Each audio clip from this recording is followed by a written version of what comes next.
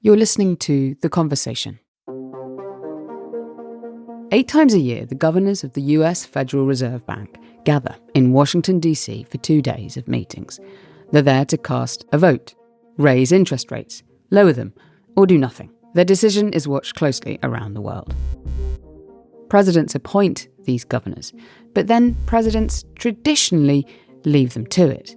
The president has repeatedly called on Fed Chairman Jerome Powell to lower rates, blaming him for a rising cost of goods, as well as the up and down we're seeing in the stock market. Donald Trump just tried to fire Lisa Cook, who is the first black woman to serve on the Federal Reserve Board, quote, effective immediately. An appeals court blocked Trump's efforts to fire Lisa Cook, and so she was in Washington in mid-September when the Fed cut interest rates for the first time in 9 months. The bank has just voted to cut interest rates by a 0.25 percentage point. This is the first rate cut involving President Trump's new pick for Fed Governor, Stephen Miron. He has taken a temporary leave from his regular post at the White House. The rate cut wasn't enough for Trump, and he's not letting up the pressure. President Donald Trump is taking his fight to fire Federal Reserve Governor Lisa Cook all the way to the Supreme Court.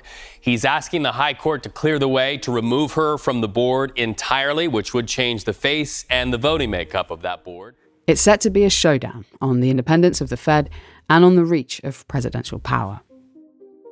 There is evidence that if you are a loyalist, you do tend to provide electoral boosts in monetary policy to your friend who is in the administration.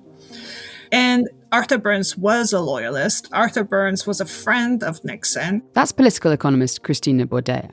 In this episode, she explains that when Richard Nixon put pressure on the Fed to lower interest rates in the 1970s, what happened next convinced most economists why it's a good idea to keep central banks isolated from day-to-day politics. I'm Gemma Ware from The Conversation, an independent news and analysis platform partnering journalists with academics to help bring research knowledge to as many people as possible. Welcome to The Conversation Weekly, where experts explain how we ended up here.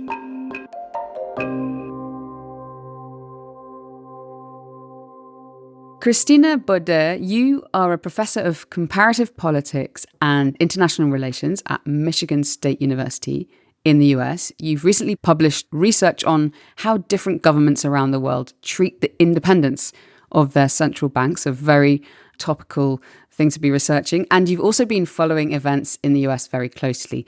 Welcome to the podcast. Thank you. Let's begin in the early 1970s. What's happening in the American economy around the time that Richard Nixon appoints a man called Arthur Burns to be chair of the Federal Reserve? The 1970s were a pretty challenging time. The early 70s were a period of fairly high unemployment. We had a recession. We also were in a war, the Vietnam War. So we had fairly high fiscal spending. And the important thing was that inflation was also fairly high. Right? So for central bankers, this is kind of a very tricky situation where you have two bad things happening at the same time. And if you increase interest rates, you're definitely going to worsen the recession. But if you keep interest rates fairly low, you're probably going to worsen inflation. So basically you're saying it's a tricky time to come in as a central bank governor. It's a tricky time. You come in and you are asked to run monetary policy at a time when no decision is very palatable.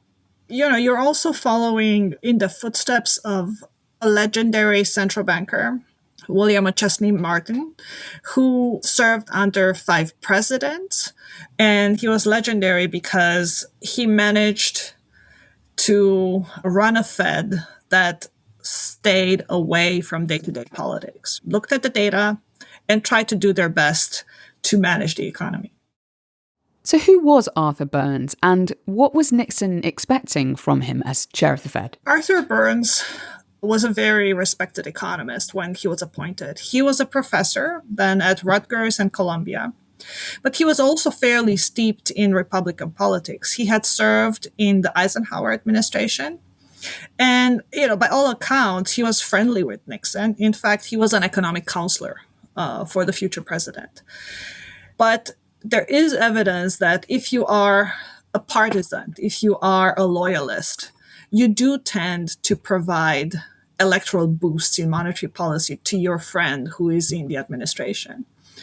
And Arthur Burns was a loyalist. Arthur Burns was a friend of Nixon, even though he was a very respected economist. He had great credentials for the job. When Burns was confirmed by the Senate, there was a discussion about the Fed should be independent, right? And Burns should take decisions independently.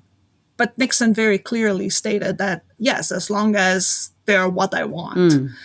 And Nixon understands how important the economy is for getting the votes.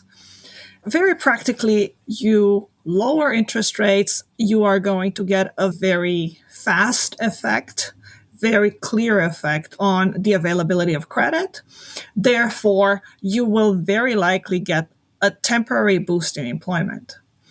Nixon wanted these low interest rates before the 1972 election simply because he did not want higher unemployment. If you are the central banker, if you're the chair of the Federal Reserve, you have to raise interest rates to put down inflation, but that will clearly put out more people out of their jobs. It's not a very palatable thing to do. And if you face these headwinds from the administration, it's just extremely hard to actually do it. When Burns came to office in 1970, the Fed's central interest rates were at nearly 9%, and then they were lowered to around 5% prior to the 1972 election. Was Nixon putting Burns under real pressure to lower those rates? So that is a great question, because back in the day, right, we didn't have social media. People talked on the phone. People talked in the White House. And so you have evidence from Arthur Burns's diary. You have evidence from the tapes that were running at the White House during the Nixon presidency. And you have evidence from memoirs of speechwriters for Nixon. And from all of that evidence, it looks pretty clear that Nixon pressured Burns to keep rates low. Some of the ways in which this pressure manifested were somewhat reminiscent of what's going on today. So things like anonymous sources would say the White House is preparing to increase the number of people who serve in the Federal Reserve Board. Or, the most egregious one seemed the one about Arthur Burns is asking for a pay raise under these conditions. Clear pressure, right? It's just, again, we don't know exactly why Arthur Burns kept interest rates low. Right? He's never said it, but from the evidence, it looks like prior to the 1972 election, Nixon kept the pressure on Burns. And he also famously had said, after the 72 elections, you can do whatever you want with the interest rates. And Burns did raise interest rates after the 1972 elections. Okay, so whether or not Nixon explicitly asked him to, the Fed under Burns did keep interest rates low. What impact did these low rates have on the American economy? Inflation only amplifies. The Fed raises interest rates following the 72 elections, and that generates the start of a recession. What follows next is not kind. You have the huge oil shocks of the 73, 74, and then the follow-up shock in 79, 80. The price of gas has reached 93 cents a gallon at this station, rising an average of 2 cents per week in recent months. These shocks are terrible for inflation. So they put pressure on prices worldwide. And in the United States, the question is, what do we do here? And in retrospect, and looking at the experience of other central banks, the right choice would have been to raise interest rates and kneecap that inflation. But that wasn't the choice made at the time. So none of this environment was conducive or made it easy for the Fed to control inflation. So Jimmy Carter, who's a Democrat, wins the next presidential election and he takes office in 1977. How did this inflation spike we've been talking about eventually come under control? I have, I guess, two words for this, which is Paul Volcker. President Carter in 1979, he appoints someone who was known to be anti-inflationary, and someone who seemed to have the appetite to lead the Fed towards the higher interest rates that were needed in order to put down inflation. Paul Volcker raises interest rates. You have a recession coming up.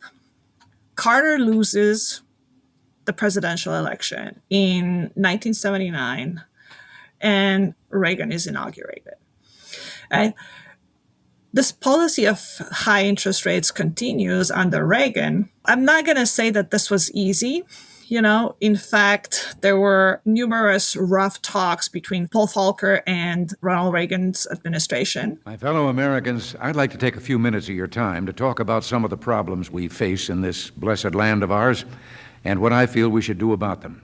By 1982, you have a fairly large recession on your hands, and people are fed up, right? You have protests from farmers. You have car dealers sending the Fed coffins. You have the Secretary of the Treasury talk to Paul Volcker about the high interest rates and the recession. You have the Speaker of the House asking for Paul Volcker's resignation.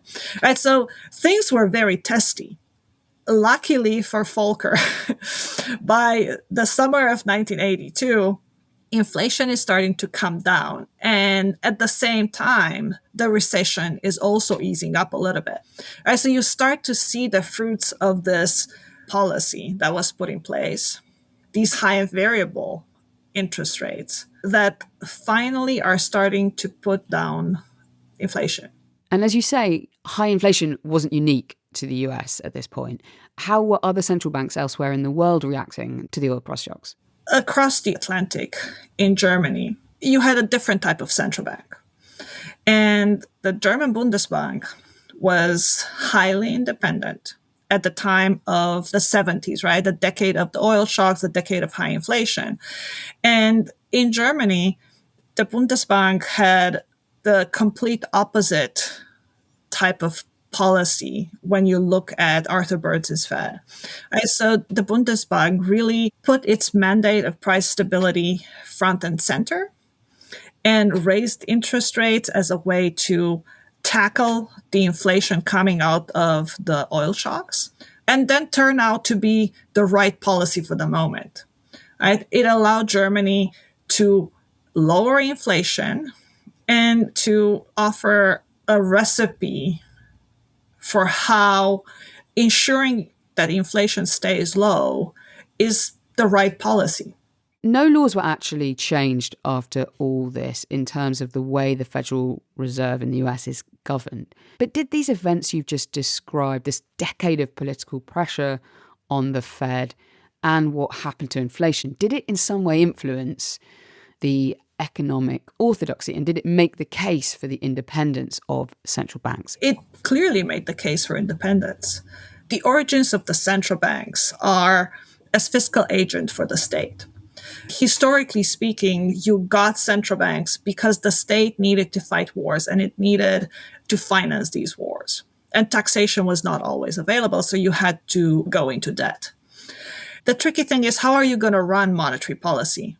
And so the 70s and the 80s, the experience of major countries in this period, it just looks like if you want to have stable prices, if you want to have low inflation, the case is made for an independent institution that has delegated power by law to focus on controlling inflation. So from this experience, the case for central bank independence was stronger as we went from the decade of the 80s into the 90s. Major central banks in the 90s became more independent, the Bank of England or the Bank of Japan. And with them, other more minor central banks in Eastern Europe, in Latin America, started to adopt this idea that maybe we should pass laws that protect the central bank from day-to-day politics and allow them to focus more clearly on inflation as their main task. So that means that by the end of the 90s, essentially most liberal democracies were united on this idea that the independence of their central banks was important. Yes, absolutely. And there's not a lot that becomes a global norm for good economic governance, but central bank independence became one. It was pushed by the International Monetary Fund on all of these liberalizing economies in Eastern Europe, in Latin America, as the gold standard for how you should run your money.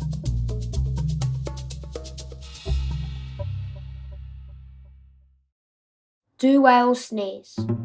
I'm not sure, but luckily I've got an amazing whale expert I can call on.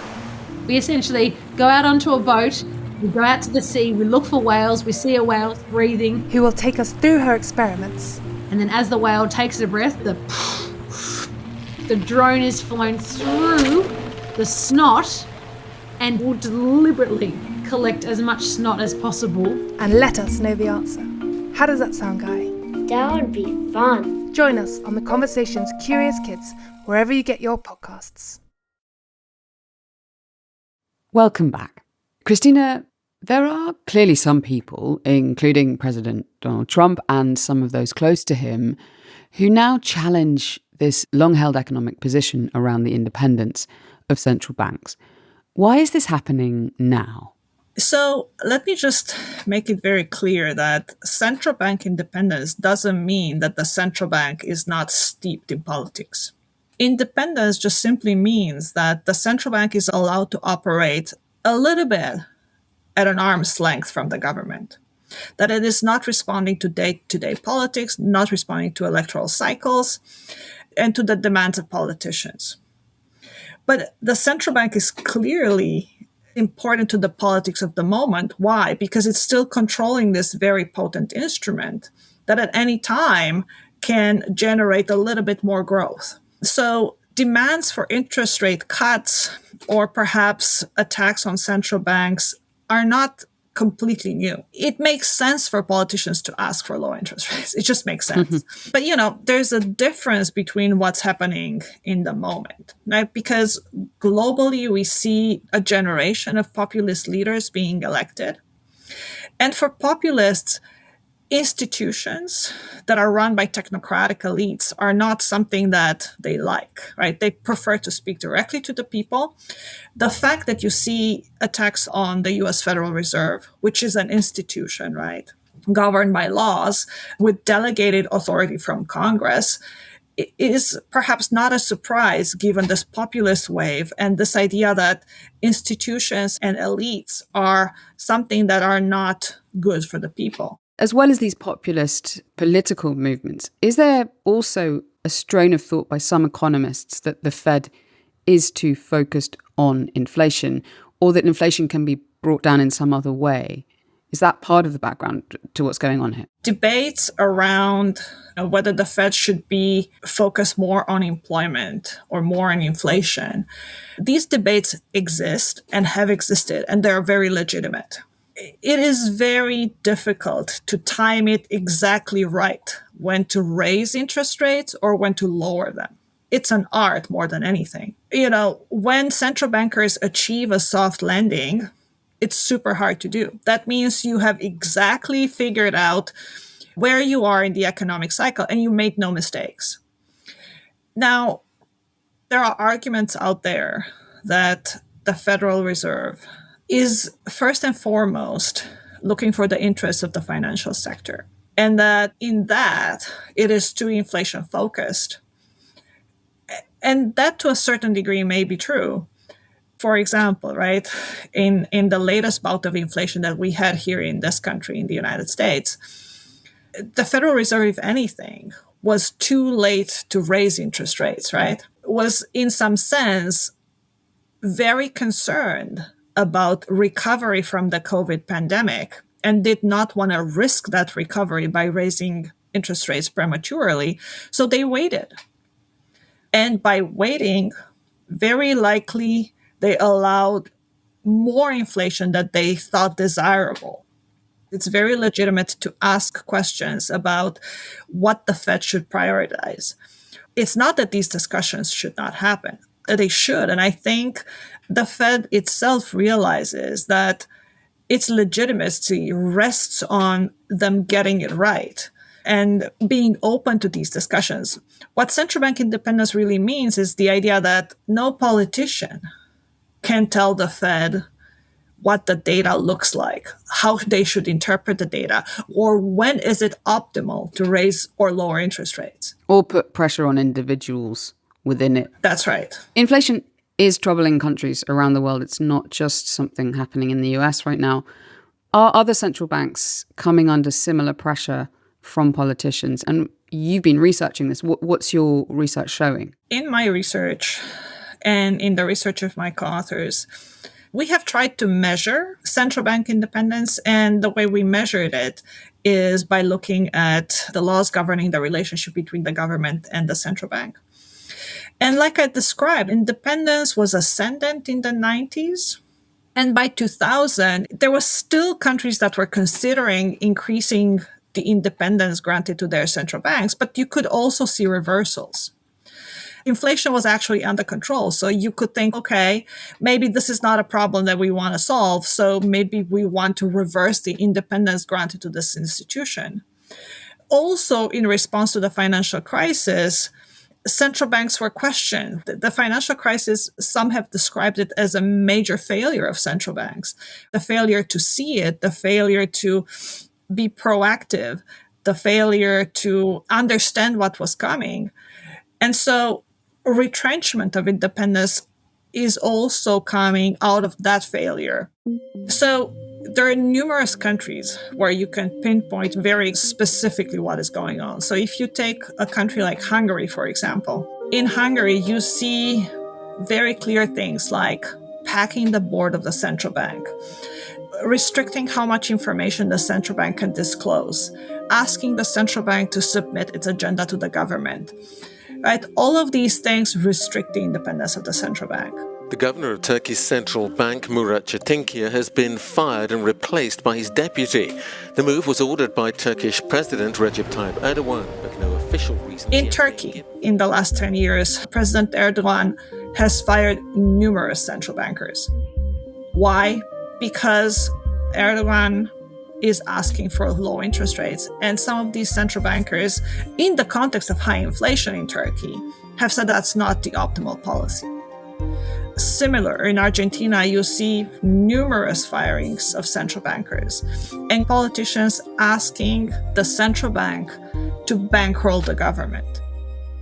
How's it going for those countries that are doing that are putting pressure on their central banks? Inflation is high. That's all I have to say. I mean, inflation is higher in Hungary and their currency is weaker than most other countries in the European Union. Turkey is an example of high inflation, a run on the currency, and so is Argentina. Like, these are not great examples. So for you as someone who studies this, do you hold these examples up as what happens if central bank independence comes under threat? So, the United States is in a unique position in the sense that the dollar is the reserve currency of the world. The dollar is the currency in which most transactions take place. And if you want to go somewhere where it's safe for your investment, is the United States. It will take a huge amount of incompetence and or bad policy to undo the role of the dollar. However, if President Trump is going the way he seems to be going, firing Lisa Cook, who is a board member, putting pressure on Jerome Powell, who is the chair of the Federal Reserve. Okay, well, the president who appointed Powell during his first term has floated the idea of firing him. He was asked today about his criticism of the Fed, and Trump responded saying he'd love Powell to lower interest rates. What you will get is a subservient institution that lacks any credibility with respect to the inflation part of its mandate. It is very likely that the private sector, as well as households, are going to have expectations of high inflation, adjust their consumption, adjust their behavior, adjust their demands for wages in ways that are inflationary. And the outcome of all of this is A, inflation, and B, the moment you want to put down this inflation, it will be just 10 times harder. Why? Because you don't have at the helm an institution that is credible to do that. So you see in this Lisa Cook case a real test in those who argue that America's economy and the strength of the dollar are actually underpinned by the independence of the central bank. Oh, yes, absolutely. It is a little bit unbelievable that we have come to this, but this is where we seem to be. So, like I said, there is the case to be made that perhaps we should look at how the Fed balances its mandate. Perhaps we should look closer at how the Fed is looking for the interest of the financial sector. But that doesn't mean that you should have the Fed respond to the day-to-day political needs of anyone. Thank you, Christina. It's been a pleasure having you on and explaining this to our listeners, so thank you. Thank you very much. That's it for this week's episode of The Conversation Weekly. You can read more analysis about the pressures facing the Federal Reserve on theconversation.com. This episode was written and produced by Katie Flood and me, Gemma Ware, with production assistance from Mend Marawani. Sound design is by Michelle Macklem, and our theme music is by Nita Saul. If you'd like to get in touch with us, you can email us directly at podcast@theconversation.com. You can sign up for The Conversation's free daily newsletter too by clicking on the link in our show notes. The Conversation is a non-profit news outlet dedicated to sharing the work of academic experts with a wider audience. If you like what we do, please support us at donate.theconversation.com, and please rate and review the podcast wherever you follow us. Thanks for listening.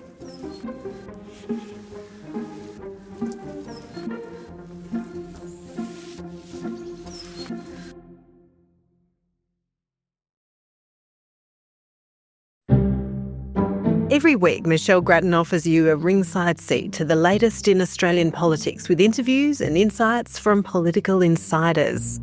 On The Conversation's Politics with Michelle Grattan podcast, we cut through the spin and get to the substance with independent analysis of the issues that really matter. Stay informed, search and follow Politics with Michelle Grattan wherever you get your podcasts.